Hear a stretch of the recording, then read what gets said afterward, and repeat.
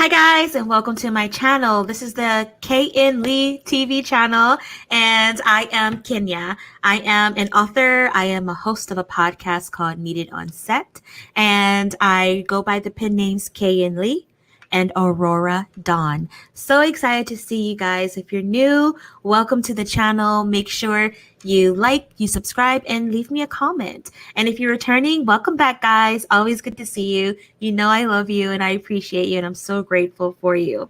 So today I want to give you guys 5 easy tips for writing a book. Throughout my entire career as an author, I have had dozens, hundreds, I don't know, I've lost count of people asking me, how do you write a book?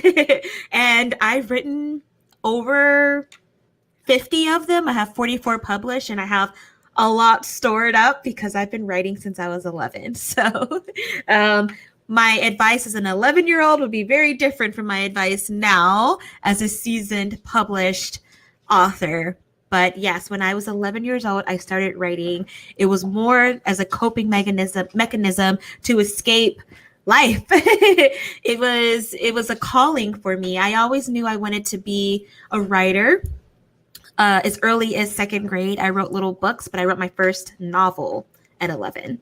And that is now published as Rise of the Flame. But interesting fact that a lot of people don't really know, and I shared it at DragonCon recently because I was on 7 panels. I had an absolute blast, and I shared during one of the panels, it was the madness of the king. Depictions of mental health in high fantasy. And I shared my story of going to a therapist in the 5th grade. And one of his homeworks for me was to journal. So I started journaling around that time. And it was very helpful for me to purge a lot of emotions. But I also started to journal my dreams. So I've been writing my dreams down since I was a kid. I still do it to this day. And I get a lot of story ideas from journaling. So I will say that that is a really good step to writing a book. Just start writing down your thoughts, your feelings. Maybe don't even do it with any attachment to the outcome or what comes out.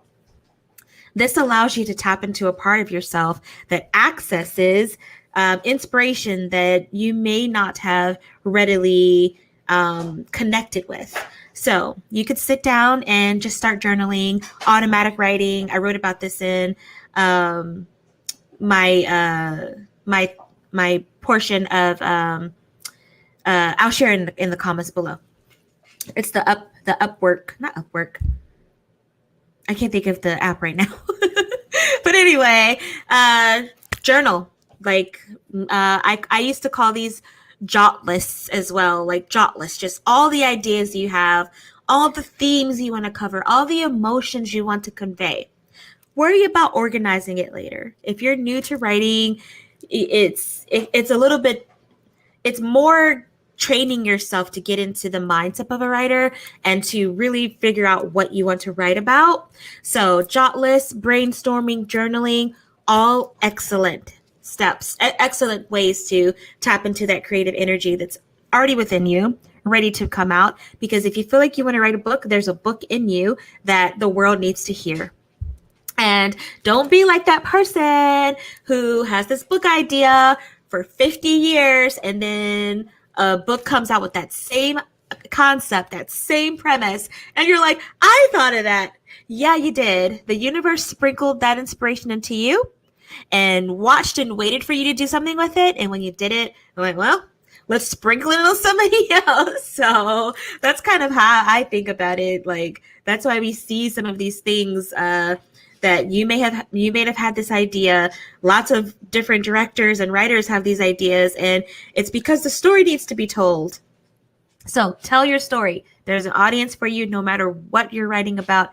I guarantee it. Okay? All right. So yeah, just getting your ideas on paper is an important step.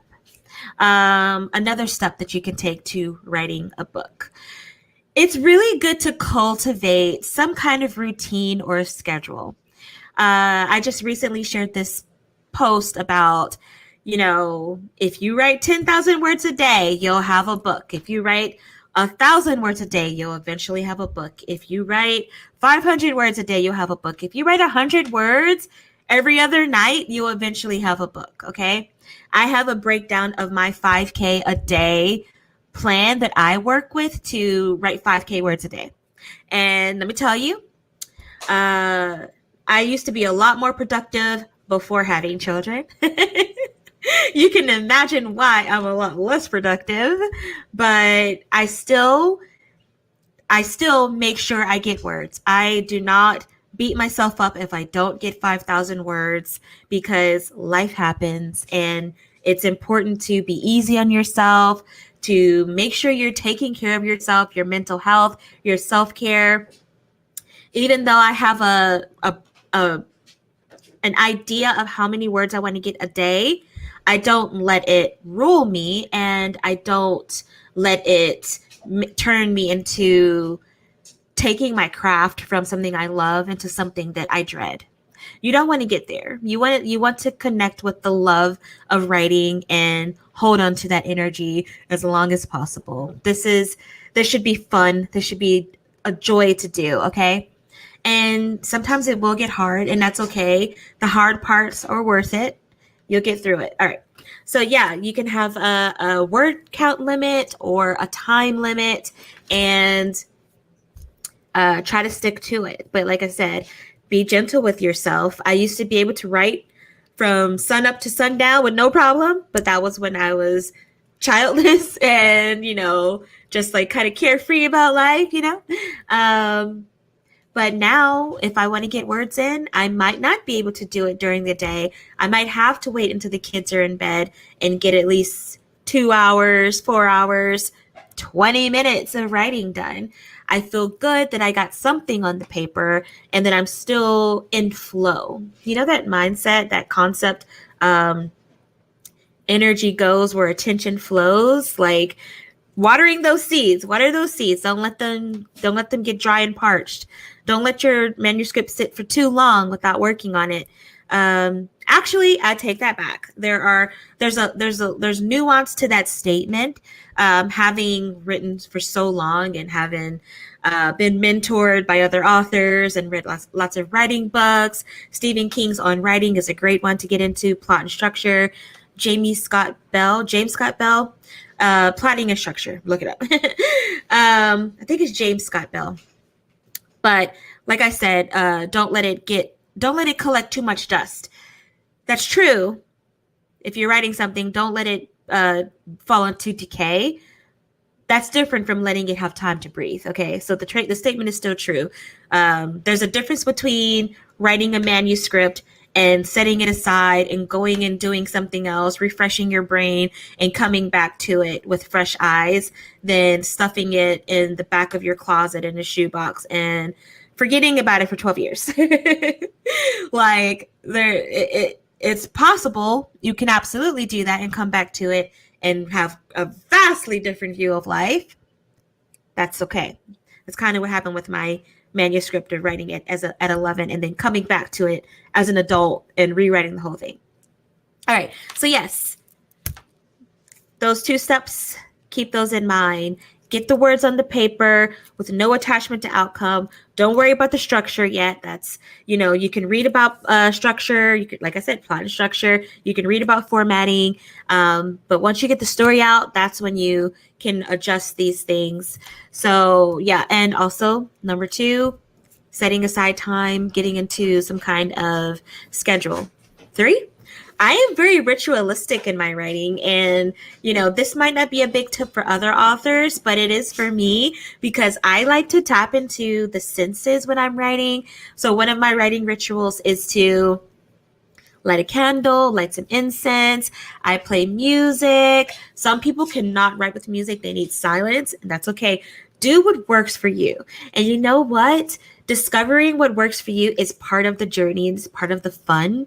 It's part of the adventure. So you could play around with different things and see what rituals help you tap into your creative spark. It could be buying fresh flowers and having them on your desk. Some people like to connect with crystals, like me. I write with crystals on my desk, whether I'm at home or if I'm at the coffee shop or wherever.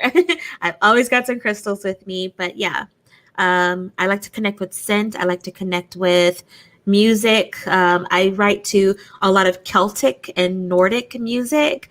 I also like to write to some heavy metal and some rock if I'm working on something more contemporary, or if I just need a really cool fight scene or battle scene, some war, then yeah, I'm gonna turn on some Slipknot. I'm gonna turn on some Alice in Chains or some Denheim, and I'm gonna get into it. But then I might be writing something else and I need some Halsey or some Lord or something of that nature to connect to. So play around with it and see what works for you. Another step to writing a book is learning your voice, discovering what your voice is. There are different points of views to work with. Read different points of view and see what connects with you. And then when you're going to your writing, see if it feels best to write from the first person. When I woke up that morning, that fateful morning that my mother was kidnapped. Does that point of view connect with you, or does it connect with you to do third person? The morning Celeste awakened, she discovered that the door was ajar and that her mother was nowhere to be found. What point of view works for you? Do you want to do alternating points of view between different characters? Do you want to have a narrator? See what works for you. This is part of learning your voice and your journey. And like I said, it's part of the fun. Yeah. So do those things, have fun with it, discover what connects with you.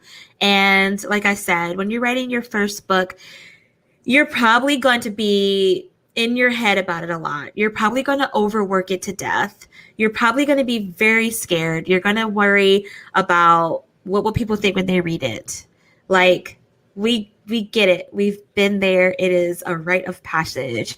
It took me a few series to still not have imposter syndrome. And I felt imposter syndrome recently at the Dragon Con, just being on panels with these highly esteemed authors. And I'm like, wait a minute, I'm highly esteemed. I earned my place here. I deserve to be here. And I mean, that might be another thing for you guys to do, is affirm to yourself that this story needs to be told. You've got what it takes. Believe in yourself. I will tell you, I've been writing for so long, and the amount of people that I told that I was writing a book throughout the years who kind of eyes glazed over and were okay. All right. What else? Could care less or didn't support me or believe in me. It just fueled my fire, and it didn't discourage me in any way. It's I know what I have. The story that I have to tell is amazing, and that people are going to connect with it. I knew that inside of me, even though I was still scared and it took me years to get the confidence to share it. I still knew it was a story worth telling. And the fact that it brought me joy and helped me connect with all these feelings and travel to all these different realms, I knew there was something there. So believe in yourself. Be your best supporter. Be your own cheerleader. The fans will come later, okay? All right. So another step for writing a book is I talked about worrying about plot and structure later. But yeah, you do want to read lots of stories. You want to read lots of stories, lots of genres from different authors, both traditionally published and independent publishing. Read lots of things, get some experience under your belt, do some research about the things you want to write about. You don't have to overdo it. You don't have to, this is not you doing, a thesis. This is just you giving yourself some fuel to connect with when you're writing the story. If you're doing historical fiction, then yeah, you want to do a little bit more research than others. But if you're doing sci-fi, read sci-fi, but also read mystery. That's going to it's going to enrich your storytelling so much more than if you just read sci-fi. Okay. If you can bring in other elements, then that's going to like ground the reader and connect in a different way, and you'll appreciate it in the long run. All right, so I hope these tips are helpful for you. I don't know why I said 5. I just put a number there, so ignore the 5 easy steps and just take the guidance that I'm giving to you. Sit down. Make sure you get you a cup of tea, a cup of coffee, get your favorite snack. Find out what ritual makes you feel good. Get the words out. When I'm working with clients who I mentor for writing and publishing, I'm like, they're never been published, never written anything. Find out what story you want to tell first and foremost. Like I said, write down what themes you want to connect with. And then just get the story out. And you know what? It doesn't even have to be beginning, middle, end.